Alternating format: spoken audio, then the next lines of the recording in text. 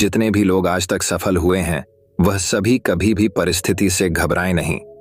उन्होंने बुरी परिस्थितियों में भी अपने आप को अच्छे विचारों से बांधे रखा, जिससे वह बुरी परिस्थितियों में भी खुश रहकर काम करते रहे और उनको सफलता प्राप्त हुई। विचार ही है जो मनुष्य को हर कर्म करने में प्रेरित करते हैं और मनुष्य को चलाते हैं। जिसने विचारों पर नियंत्रण पा लिया है, उसने खुद के शरीर और भविष्य पर नियंत्रण पा लिया है। ये तो पक्का है।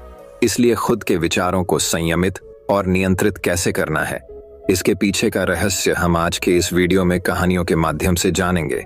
तो बिना देर किए चलिए उन कहानियों की शुरुआत करते हैं। पहली कहानी, संगत का असर।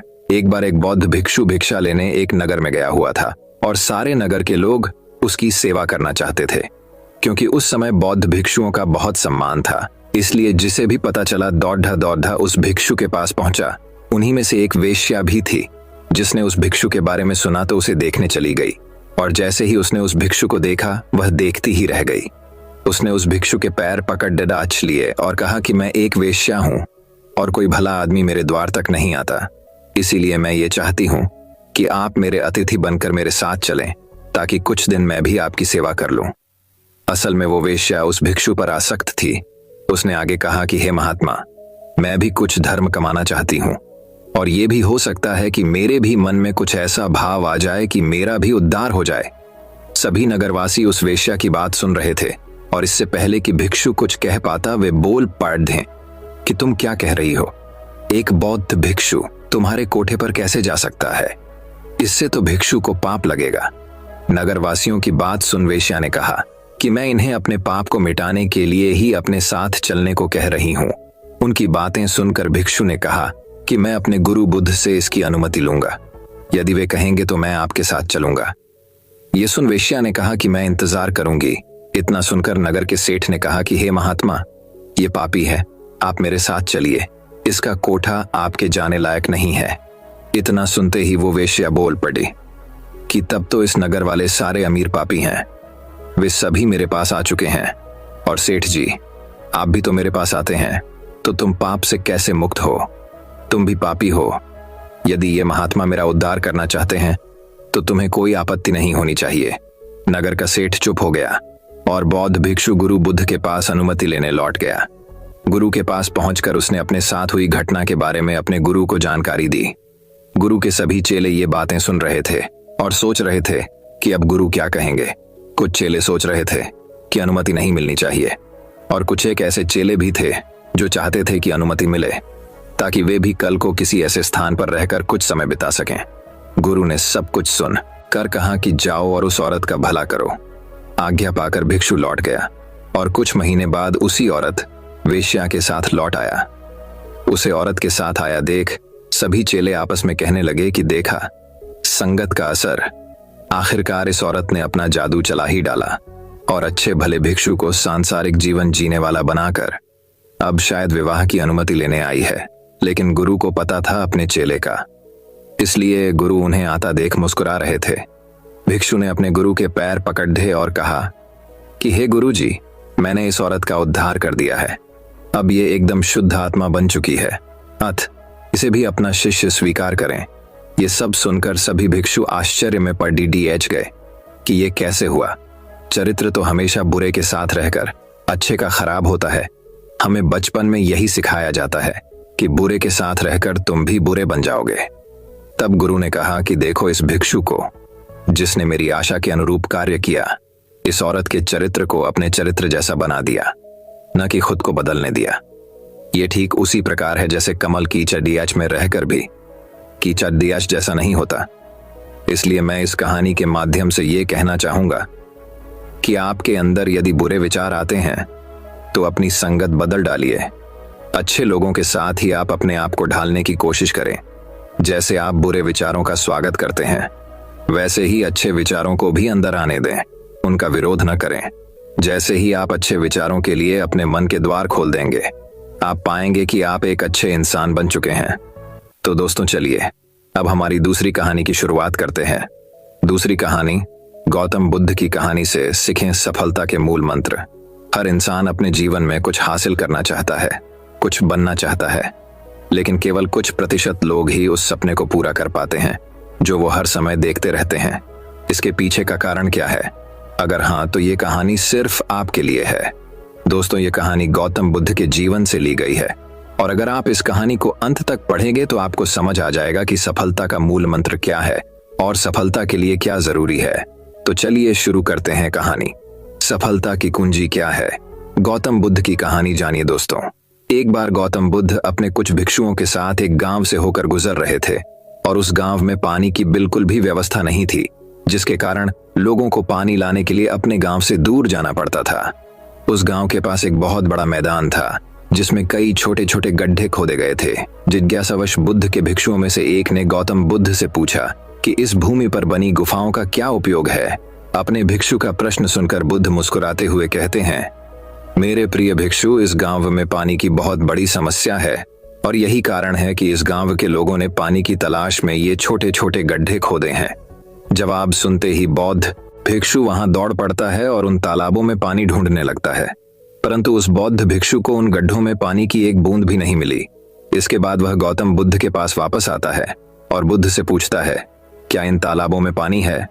उसके बाद गौतम बुद्ध मुस्कुराते हुए अपने भिक्षु से कहते हैं कि प्रिय भिक्षु, क्या तुम्हें वहां लोगों की भीड़ जाती हुई दिख रही है?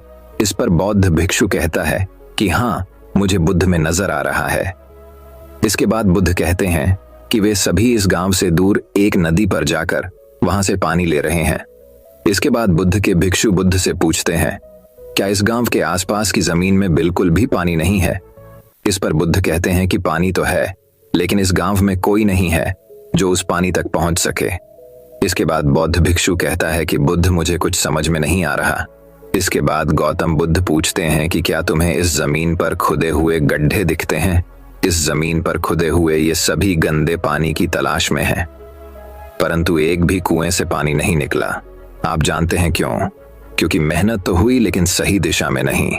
यदि ये सभी ग्रामीण अलग अलग 100 गड्ढे खोदने की बजाय 100 गड्ढों के बराबर एक ही गड्ढा खोदते तो इन सभी ग्रामीणों को पानी अवश्य मिल जाता। दोस्तों, इंसान का दिमाग भी ऐसा ही होता है। वह एक साथ 100 दिशाओं में दौड़ता है। यदि कोई व्यक्ति अपने मन को एक दिशा में केंद्रित कर दे तो वह अपने लक्ष्य तक अवश्य पहुंच जाएगा, लेकिन ये बात बहुत ही कम लोग समझ पाते हैं। दोस्तों, आपकी असफलता का कारण है आपका दिमाग, और आपका दिमाग 100 अलग अलग दिशाओं में भागना, और आप उसे किसी एक दिशा में केंद्रित नहीं कर पाना। जब तक आपका मन पूर्ण एकाग्रता के साथ किसी एक दिशा में न चले, तब तक आप अपने लक्ष्य तक नहीं पहुंच सकते, और तब तक आप चाहे कितनी भी कोशिश कर लें, सफल नहीं हो सकते। अतः यदि कोई व्यक्ति अपने लक्ष्य को प्राप्त करना चाहता है, इसलिए उसे अपने दिमाग को एक ही दिशा में केंद्रित करना चाहिए, क्योंकि कठिन परिश्रम करना व्यर्थ है यदि यह सही दिशा में नहीं किया गया। दोस्तों, सफलता की कुंजी क्या है? कहानी से हमें यह सीख मिली कि कड़ी मेहनत बेकार है अगर वह सही दिशा में न की जाए। आपने हमसे सुना है कि सफलता की कुंजी क्या है। अगर कहानी आपके लिए उपयोगी साबित हुई हो तो कृपया इसे अपने दोस्तों के साथ शेयर करें। अतः यदि कोई व्यक्ति अपने लक्ष्य को प्राप्त करना चाहता है, इसलिए उसे अपने दिमाग को एक ही दिशा में केंद्रित करना चाहिए, क्योंकि कठिन परिश्रम करना व्यर्थ है यदि इसे सही दिशा में नहीं किया गया तो दोस्तों, चलिए अब हमारी तीसरी कहानी की शुरुआत करते हैं। तीसरी कहानी, नकारात्मकता नाश। एक बार महात्मा बुद्ध एक गांव में पहुंचे। उस गांव में ज्यादातर लोग शराबी और जुआरी थे। महात्मा बुद्ध ने वहां उनको उपदेश देना शुरू किया। वो कहने लगे, बुराई का उत्तर बुराई से नहीं दिया जाता, बुराई से बुराई समाप्त नहीं होती और अधिक बढ़ जाती है। पापी के साथ पापी मत बनो, क्योंकि कीचड़ को कीचड़ से साफ नहीं करते। बुराई को केवल अच्छाई ही मिटा सकती है। अब वहां बैठा हुआ एक व्यक्ति महात्मा बुद्ध की ये सारी बातें सुन रहा था। जब प्रवचन खत्म हो गया तो वो आदमी महात्मा बुद्ध के पास आकर बोलता है, अरे ओ पाखंडी, तुम यहाँ पाखंड फैलाने क्यों चले आए? तुम्हें लगता है तुम्हारी इन बातों से कोई फर्क पड़ने वाला है? कोई भी तुम्हें सुनने वाला है? महात्मा बुद्ध ने बड़ी ही शांति से कहा, तुम्हें कुछ और कहना है? उसने बोला, क्यों नहीं कहेंगे। उनसे फिर से बोलना शुरू कर दिया, तुम ढोंगी हो, झूठे हो, पाखंडी हो। महात्मा बुद्ध ने कहा, मैंने तुम्हारी सारी बातें सुनी, अब तुम मेरी भी कुछ बातें सुन लो। महात्मा बुद्ध ने बोलना शुरू किया, यदि तुम्हारे पास एक रोटी है और वो तुम मुझे देना चाहते हो मगर मैं लेना नहीं चाहता, तो वो रोटी किसके पास रहेगी? उस आदमी ने कहा कि ये सीधी सी बात भी नहीं पता, बेशक वो मेरे पास रहेगी। महात्मा बुद्ध ने फिर से कहा, तुमने ठीक बताया। अब तुमने मुझे जितने भी अपशब्द कहे वो मैंने नहीं लिए, तो अब वो अपशब्द किसके पास रह गए? वो आदमी समझ गया कि महात्मा बुद्ध क्या कहना चाहते हैं और वो आदमी महात्मा बुद्ध के सामने नतमस्तक हो गए।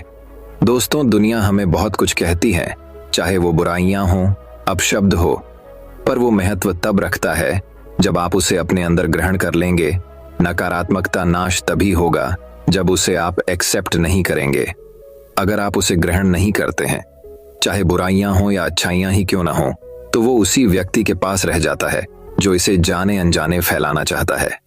आपने उस बुराई को अपने पास आने ही नहीं दिया, तो नकारात्मकता अपने आप ही खत्म हो गई ना। अगली बार जब भी कोई आपसे अपशब्द कहे तो महात्मा बुद्ध की इस कहानी को जरूर याद करें।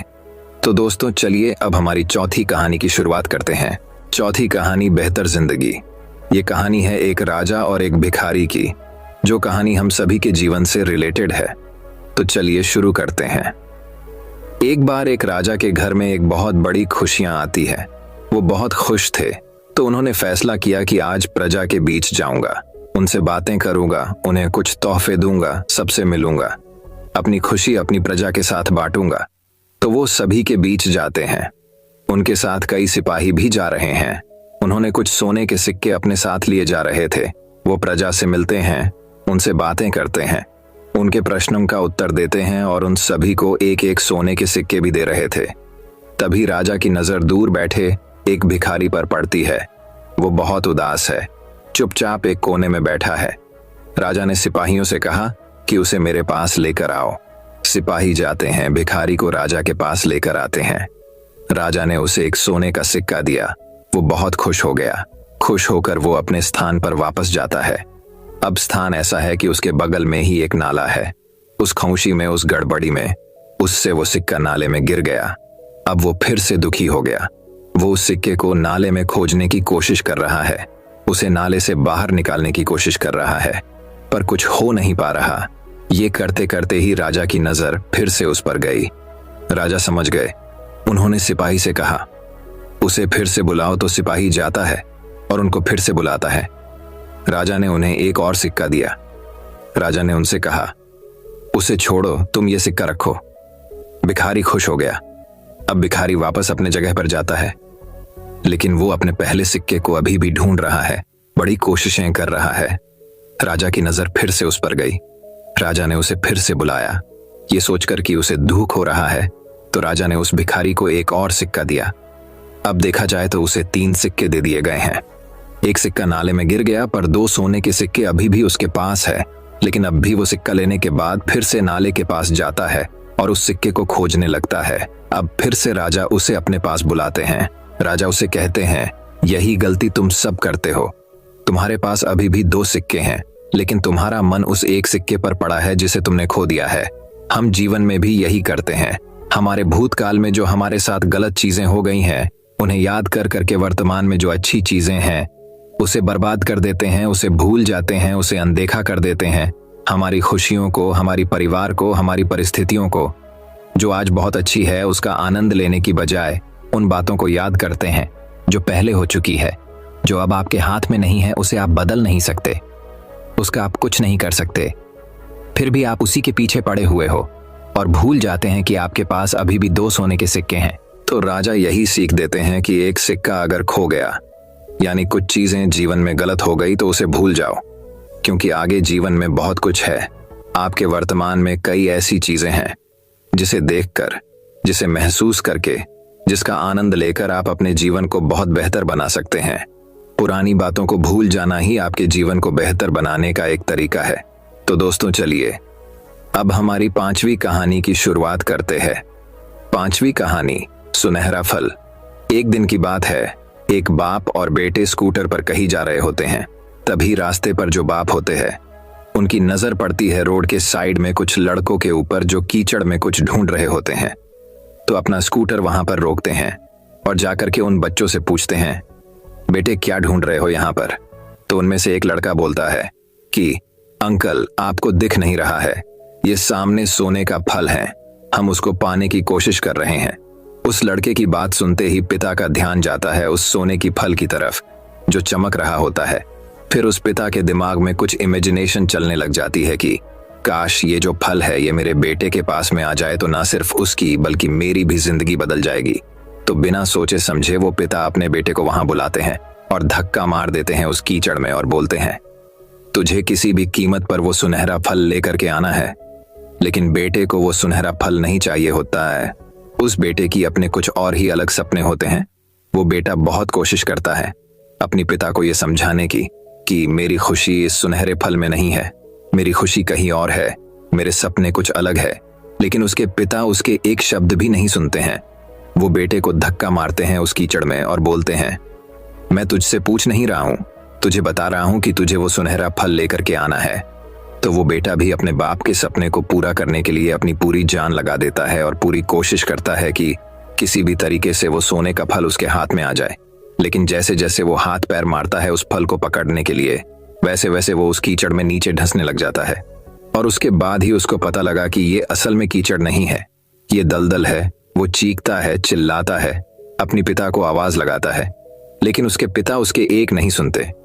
उसके पिता बोलते हैं कि बहाने मत बना, और भी लोग हैं वहां पर जो कर रहे हैं, तो जब वो कर सकते हैं तो तुम क्यों नहीं कर सकते। तो एक बार वो फिर से कोशिश करता है, अपनी पूरी जान लगा देता है, लेकिन उसके बाद भी उसके हाथ में कुछ नहीं आता है और वो धीरे धीरे नीचे धंसता चला जाता है और उस दलदल के नीचे दब जाता है और मर जाता है। तब जा करके उसके पिता को एहसास होता है कि उससे कितनी बड़ी गलती हुई। वो बैठ करके जोर जोर से रो रहा होता है, चीख रहा होता है, चिल्ला रहा होता है। तभी वहां पर एक साधु आता है। वो साधु बाबा उससे पूछते हैं, क्यों रो रहे हो। फिर वो आदमी उस सोने की फल की तरफ इशारा करते हुए उस साधु को अपनी पूरी बात बताता है और बोलता है कि इसमें मेरी क्या गलती है, मैंने तो जो कुछ भी अपने बेटे के लिए किया, बेटे की खुशी के लिए किया। तो साधु उस फल को ध्यान से देखता है और उस आदमी को कहता है, जिस सोने की फल की वजह से तुमने अपने बेटे को गंवा दिया, कम से कम एक बार ध्यान से उस फल की तरफ देखा तो होता कि वहां पर कोई असली सुनहरा फल है भी या नहीं। ये साधु बाबा सुनकर उस आदमी को गुस्सा आया और उसने कहा कि सामने तो दिख रहा है ये सोने का फल, आपको नहीं दिख रहा क्या। तब वो साधु उस कीचड़ के ऊपर एक बड़ा सा पेड़ होता है जिसकी तरफ इशारा करते हुए बोलते हैं कि वो जिसे तुम देख रहे हो वो उस फल की परछाई है, असली फल वहां पर उस पेड़ के ऊपर है। और फिर वो साधु उस आदमी को बोलता है कि अपने बेटे को जबरदस्ती धक्का देने की बजाय और उसको बताने की बजाय कि तेरी खुशी किसमें है, अगर तुमने उससे पूछा होता कि बेटा तू बता तू क्या करना चाहता है, तेरी खुशी किसमें है, तो ना सिर्फ तुम्हारा बेटा जिंदा होता बल्कि हो सकता है कि उसके हाथ में वो असली सोने का फल भी होता। दोस्तों, ऐसा हमारी जिंदगी में सबके साथ होता है। आपको समझा में आ गया होगा। क्या आपको पता है, एनसीबीआर के एक रिपोर्ट के मुताबिक एक बहुत डरावने वाली बात सामने आई है कि इंडिया में हर घंटे एक स्टूडेंट सुसाइड करता है और हर दिन लगभग 28 आत्महत्याओं की खबर मिलती है। तो मेरा हर बच्चे की माँ बाप के लिए यही अनुरोध है कि आप अपने बच्चों को कभी जबरदस्ती मत करें कि वो आपके हिसाब से सब कुछ करे या अपनी जिंदगी में आगे बढ़े, बल्कि उसके बजाय उसको वो करने दीजिए जो वो खुद करना चाहता है। क्या पता एक दिन आपके बच्चे की न्यूज भी लोगों को देखने को मिले। ऐसा ना हो, क्योंकि आपकी सोच अपने बच्चे की सोच से बहुत ही अलग होती है। और ऐसा भी नहीं है कि आप अपने बच्चे को पूरा खुला छोड़ दोगे, तो ना ज्यादा और ना ही कम। हमेशा बैलेंस बना के रखना चाहिए और अपने बच्चों के हर एक काम में आप साथ रहे और उनका हेल्प करे। तो दोस्तों, चलिए अब हमारी छठी कहानी की शुरुआत करते हैं। छठी कहानी 3 राजकुमार की परीक्षा। ये कहानी है एक राज्य के राजा के 3 बेटों की। उनके तीनों पुत्र बहुत शक्तिशाली हैं, तीनों में बराबर बुद्धि है, तीनों में वो क्षमता हो कि वक्त आने पर चाहे जो भी राजा बने वो अपने राज्य को अच्छे से चला सके, प्रजा के लिए, अपने राज परिवार के लिए वो सही फैसला ले सके। ऐसा राजा चाहते थे और इसके लिए राजा ने सोचा कि हमारे तीनों बेटे अब बहुत ही ज्यादा समझदार, बुद्धिमान, शक्तिशाली और हर काम में माहिर बन गए, जाए इसकी एक परीक्षा लिया जाए। जैसा राजा ने सोचा कि परीक्षा लेना है, तो अगले दिन राजा के आदेश पर तीनों राजकुमारों को दरबार में बुलाया गया और बोला कि मैं तुम्हारे तीनों की एक परीक्षा लेना चाहता हूँ। मुझे अभी लगता है कि तुम तीनों अब उन सारी शिक्षा को पा चुके हो जिसके तुम हकदार हो और इसलिए मैं तुम्हारी एक परीक्षा लूंगा कि तुम तीनों ने गुरुकुल में क्या शिक्षा ली। तो अब उन परीक्षा के बारे में उन तीनों को बताया गया कि आप तीनों राजकुमारों को बारी बारी से 4-4 महीने की अंतराल में एक पेड़ को ढूंढने के लिए जाना है। लेकिन एक बात याद रखो कि वो पेड़ हमारे राज्य में नहीं है, इसलिए आपको दूसरे अलग अलग राज्य में जाना होगा और उस पेड़ को ढूंढकर कि हमें बताना है कि वो कैसा दिखता है, और उस पेड़ का नाम है नाशपाती। तो उस नाशपाती के पेड़ को ढूंढने के लिए उन तीनों को 4-4 महीने के अंतराल में जाना था। तो पहली बारी आई सबसे बड़े राजकुमार की। अब अगले दिन बड़ा राजकुमार निकला अपने राजमहल से, और वो अपने राज्य छोड़ दूसरा राज्य, दूसरा छोड़कर तीसरा, ऐसे ही 5 अलग अलग राज्य में, और अब आकर पास के राज्य में उनको नाशपाती का पेड़ मिला और पूरे अच्छे से देखा, और देख करके वो वापस आए। करीब 7 दिन बाद वो अपने राज्य पहुंचा, और पहुंचते ही सीधे राजा यानी पिताजी के पास गया और पिताजी को प्रणाम किया और कहा, पिताजी मुझे वो नाशपाती का पेड़ मिला और मैंने उसको बारीकी से देखा, और आप कहे तो मैं उसका विवरण दूं। तो राजा ने बोला, बेटा अभी नहीं बोलना है, अभी तुम धीरज रखो और ये बात किसी से मत कहना। और उसके 4 महीने के बाद दूसरा बेटा गया, वो भी अलग अलग राज्य में गया और उन्होंने भी नाशपाती का पेड़ देखा और वापस आया। और उसके बाद सबसे छोटा बेटा गया और 10 अलग अलग राज्य में गया, और उनमें से कुछ राज्य में उनको नाशपाती पेड़ के बारे पता लगा, तो उसने भी एकदम बारीकी से उस पेड़ देखा और वापस आ गए। जब 1 साल के बाद तीनों की परीक्षा समाप्त हुई तो तीनों को एक दिन राज दरबार में बुलाया गया। सारे मंत्रीगण वहां बैठे थे और बाकी अलग अलग राज्य के राजा वहां पर बैठे थे। अब महाराज ने बोला, बेटा तुम तीनों ने तो अलग अलग राज्य जाकर नाशपाती का पेड़ देख लिया है, तो अब एक एक करके उसके बारे में बताओ कि आपको वो पेड़ कैसा दिखा और कहाँ मिला। सबसे बड़े बेटे से शुरू हुआ। बड़े राजकुमार ने कहा, पिताजी हमारे पास के राज्य में मुझे पेड़ मिला और लोगों ने कहा कि यही नाशपाती का पेड़ है, लेकिन जाकर के देखा कि वो तो सूखा सा था, टेढ़ा मेढ़ा सा था, मतलब किसी काम का नहीं था। मेरा सवाल आपसे ये कि आपने उस पेड़ को ढूंढने क्यों भेजा? तो राजा ने कहा, सबका जवाब दूंगा, पहले बाकी भाइयों को तो नाशपाती पेड़ के बारे में बताने दो। तो दूसरे बेटे ने कहना शुरू किया, भैया क्या बात कह रहे हो? पिताजी जो मैंने नाशपाती का पेड़ देखा है उस पर हरी भरी पत्तियां थीं, लेकिन मुझे एक कमी लगी, उसमें फल नहीं लगे थे। और जैसे ही दूसरा वाला ये बातें बोल रहा था, तीसरा वाला जो सबसे छोटा राजकुमार था उसने कहा, पिताजी ये भैया क्या बात कर रहा है? मैंने किसानों से कंफर्म किया है, आसपास के लोगों ने बताया कि ये नाशपाती का पेड़ है और उसमें बहुत सारे फल लगे थे। वो नाशपाती का पेड़ नाशपाती से भरा हुआ था। जैसे ही तीनों अपनी अपनी बातें बोले, तीनों की बातें एक दूसरे से कंट्रोडिक्ट कर रही थीं। तीनों एक दूसरे से झगड़ने लगे। दरबार में जितने भी मंत्री थे, अलग अलग राज्य के राजा थे, वो सभी देख रहे थे कि ये महाराज क्या करवा रहे हैं, अपनी बेटों में लड़ाई करवा दी। तभी राजा अपने सिंहासन से खड़े हुए और बोले, आप तीनों राजकुमारों को झगड़ने की जरूरत नहीं है। आप तीनों राजकुमारों ने बिल्कुल सही पेड़ को देखा है और तीनों ही सही है, लेकिन क्योंकि आप तीनों 4-4 महीने के अंतराल में गए, इसलिए आप तीनों ने एक ही पेड़ को अलग अलग अवतार में देखा है। आप तीनों को आपस में लड़ने की जरूरत नहीं। तीनों राजकुमार चुप हो गए। राजा ने कहा, मैं आप तीनों राजकुमारों को 3 बातें सिखाना चाहता था, इसलिए इस नाशपाती के पेड़ ढूंढने के लिए तुम तीनों आसपास के राज्य में भेजा था। तो राजकुमारों ने पूछा, पिताजी आप क्या समझाना चाहते हैं? तो उन्होंने कहा, आप तीनों ने इस नाशपाती के पेड़ को अलग अलग टाइम पर देखा और इससे 3 बातें सीखने को मिलती है। पहली बात, किसी भी चीज पर फैसला तब तक ना लें जब तक आप उसे आखिरी तक उसे जान ना लें, चाहे वो आपके दोस्त हो, चाहे वो फैमिली मेंबर हो, या कोई सिचुएशन हो या कोई चीज हो। जब तक आपको उसके बारे में पूरी जानकारी ना हो तब तक अपना डिसीजन ना लें। दूसरी बात, जिंदगी में कभी भी किसी को जज मत करो, हो सकता है कि वो वक्त उसके लिए खराब चल रहा हो। बड़े राजकुमार ने सोचा कि सूखा पेड़ था, लेकिन नाशपाती के लिए वो मौसम ही खराब था। तीसरी बात, जो सबसे जरूरी बात है, चाहे इंसान हो, चाहे जानवर हो, चाहे पेड़ पौधे हो, उनकी जिंदगी में कभी भी टाइम एक जैसा नहीं रहता। पेड़ पतझड़ में सूख जाता है और जब सावन आता है तो हरा भरा रहता है। इंसान दुख में हार जाते हैं। छोटे जानवर बड़े जानवर को देखकर डर जाते हैं और बड़े जानवर छोटे को खा जाते हैं। तो जब समय बदले, हमें भी समय के चलना सीखना चाहिए।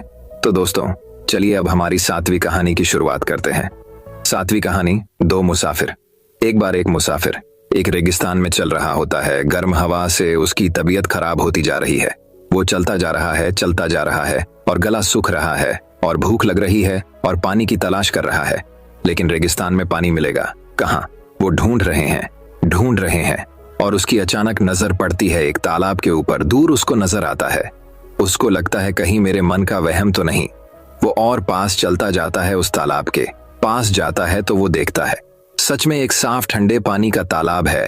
तो वो अपने ऊंट से उतरता है और पानी के पास जाके खड़ा हो जाते हैं। पूरी तरह से थका हुआ है, बेहाल है। खड़ा रहते उसको कुछ समझ नहीं आ रहा। इतने में एक दूसरा मुसाफिर ऊंट पे वहां से निकल रहा होता है। वो रुकता है और उस पहले मुसाफिर को कहता है, भाई साहब आप इतने थके हुए लग रहे हो, इतने बेहाल लग रहे हो, बुरी हालत लग रही है, आप पानी पी क्यों नहीं लेते? वो पहला मुसाफिर उसको जवाब देता है, भाई साहब मुझे इतनी प्यास लगी है कि मैं ये सारा पानी पी जाऊं, लेकिन मुझे समझ नहीं आ रहा मैं इतना सारा पानी कैसे पीऊं। वो दूसरा मुसाफिर ऊंट से नीचे उतरता है, थोड़ा सा पानी हाथ में पकड़ता है और कहता है, पहले आप हाथ से पकड़ के सिर्फ इतना पानी पीजिए, आपकी प्यास बुझ जाएगी, और जब तक ना बुझे तो ऐसे ही धीरे धीरे करके पीते जाइए। क्या आपको पता है कि वो पहला मुसाफिर कौन है? वो पहला मुसाफिर हम सब है। हम जब लक्ष्य बनाते हैं तो बहुत बड़ा लक्ष्य बना लेते हैं। जोश में आके, मोटिवेटेड रह के हमें लगता है कि हम तो इस साल ये करेंगे, वो करेंगे, अगले 3 महीने में इसको हासिल कर लेंगे। लेकिन कुछ दिनों के बाद ही हमारा वो जोश खत्म हो जाता है और वो बड़ा गोल वैसे का वैसा ही रह जाता है। अभी आपका जितना भी बड़ा गोल है उसको महीनों या हफ्ते या दिन में डिवाइड करो, तभी आपको रोज के एक्शन मिलेंगे। रोज के एक्शन लेते जाओगे तो बड़े से बड़ा गोल को हासिल कर पाओगे। तो दोस्तों चलिए अब हमारी 8वीं कहानी की शुरुआत करते हैं। 8वीं कहानी, दोस्तों बात बहुत समय पहले की है। एक राज्य में सुरेंद्र सिंह नाम का राजा राज करता था। राजा बहुत ईमानदार था, लेकिन उसके मंत्री और उसके राज्य की प्रजा बेईमान थी। उसके राज्य में राजधर्म नहीं था। हर व्यक्ति अपना स्वार्थ सिद्ध करने के लिए दूसरे को लूटने का प्रयास करता था। राजा को इन बातों का पता था, क्योंकि इसी भ्रष्टाचार के कारण उसका राजकोष खाली होता जा रहा था। राजा किसी पर विश्वास नहीं कर पा रहा था, क्योंकि सभी बेईमान थे। उसी राज्य में एक ब्राह्मण रहता था। वह दिन रात पूजा पाठ में लगा रहता था। वह ब्राह्मण बहुत ईमानदार था, इसी कारण राज्य के लोग उसे अपना दुश्मन मानते थे। ब्राह्मण मंदिर में पूजा करने आने वाले लोगों से ईमानदारी और सच्चाई पर चलने की बात करता था, जो लोगों को समझ नहीं आती थी। एक दिन राजा उसी मंदिर में भगवान के दर्शन करने गया। राजा ने भगवान की पूजा कर वहां 5 सोने के सिक्के चढ़ाए। पूजा समाप्त होने पर उस ब्राह्मण ने वही 5 सोने के सिक्के राजा को प्रसाद के रूप में वापस कर दिए। यह देखकर राजा को बहुत गुस्सा आया। उसने ब्राह्मण से पूछा, राजा पंडित जी, आपने मेरे चढ़ाए हुए सिक्के ही मुझे वापस कर दिए, ऐसा क्यों? क्या इनमें कोई खोट है? ब्राह्मण, महाराज क्षमा करें, इन सिक्कों में खोट है या नहीं ये तो सुनार ही बता सकता है, लेकिन मैंने ये सिक्के इसलिए वापस किए क्योंकि इस राज्य के अधिकतर लोग बेईमान हैं। जो लोग पूजा करने आते हैं वे अगर भगवान के चरणों में पड़े चमकते हुए सोने के सिक्के देखेंगे तो उनका मन पूजा पाठ में नहीं लगेगा। वे इन सिक्कों को चुरा कर ले जाएंगे, बाद में इनका उपयोग गलत कार्यों में करेंगे। राजा, लेकिन आपने मुझे ये वापस क्यों दिए?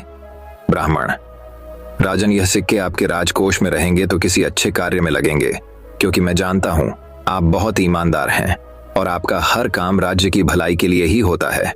राजा को ब्राह्मण की बात बहुत पसंद आई। राजा बोला, हे ब्राह्मण देवता, मैं चाहता हूं आप मेरे महल में पधारें, मुझे आपसे कुछ जरूरी सलाह करनी है। ब्राह्मण बोला, ठीक है महाराज, मैं कल आपके सामने उपस्थित हो आऊंगा। अगले दिन ब्राह्मण राजा से मिलने पहुंच जाते हैं। राजा बोला, आइए ब्राह्मण देवता, मैं आप ही का इंतजार कर रहा था।